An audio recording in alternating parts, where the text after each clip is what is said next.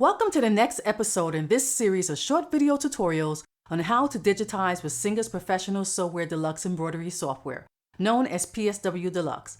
My name is Tanya Owens, and I will be your guide through this series.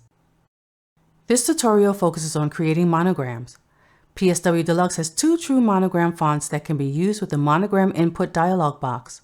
They are the Monogram script and the 3-letter diamond. Both fonts has decors that can be used in creation of a monogram or alone.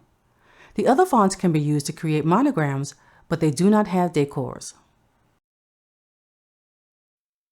There are a few fonts that are designed to work in a 3-letter monogram format.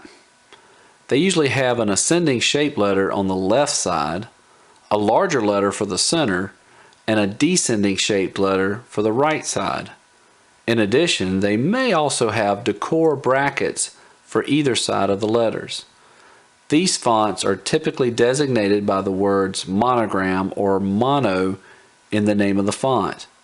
To use these fonts, first select the monogram font that you want to use. Then click the Monogram button on the toolbar. A small window will pop up that allows you to put the initials into 3 separate text boxes. It also has drop-downs that show what decors are available for that font. Simply type the 3-letter monogram and select the decors you want to use and click OK. The monogram will appear on the screen with the letters in the correct orientation. From here, adjust the monogram just as you would with any lettering. When you are finished, right-click and click on Stitch It. The next lesson shows how to create a knockdown stitch. The knockdown stitch is used to flatten textured fabrics to then sew embroidered detail, like a monogram. These details will otherwise get lost by texture without a knockdown stitch. This video will show you how to create a knockdown stitch. And what a knockdown stitch is something that's become recently popular, is an area of stitching that's sewn down to flatten out the nap on anything with texture such as fleece or terry cloth. In this case, we have a monogram that if we were to sew on fleece or terry cloth, its edges may get buried, but to help it pop out and also to give it a little bit of character, we add this knockdown stitch. And knockdown stitch is basically just a light density fill. So all you do is use the freeform tool and the normal fill setting to start drawing a shape, and we'll fill it in like we normally would. So we'll just kind of rough out a shape that's about that looks like the monogram inside, and you can get creative and play with this if you like to. As you can see, this is very easy to edit and really get the look that you're going for. Whether you want kind of a random blob, or if you want to make this into a heart, you can, or other type of meaningful shape for your application. So once we've kind of played around with our shape, go to Stitch It, and then in your embroidery settings, what you're looking for, normally we'll create a regular fill stitch.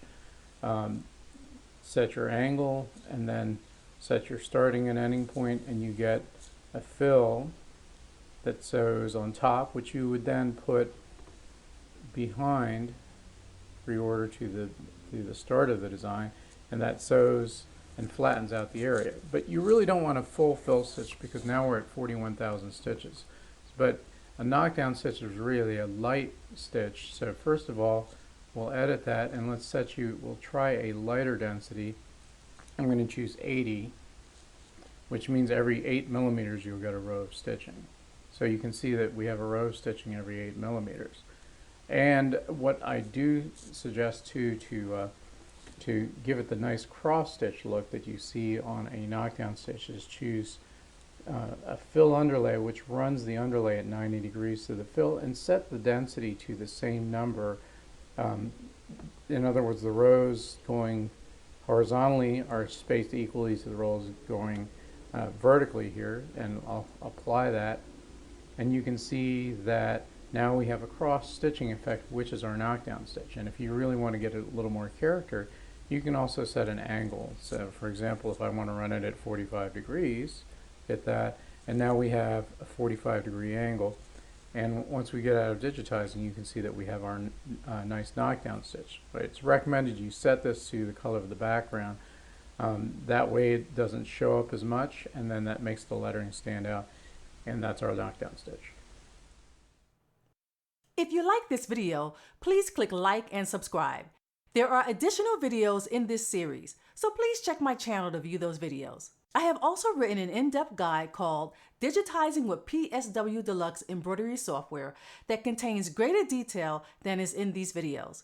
You can purchase this guide from my website at www.tanyaowens.com/PSW That information is also in the description below. Until next time, happy digitizing.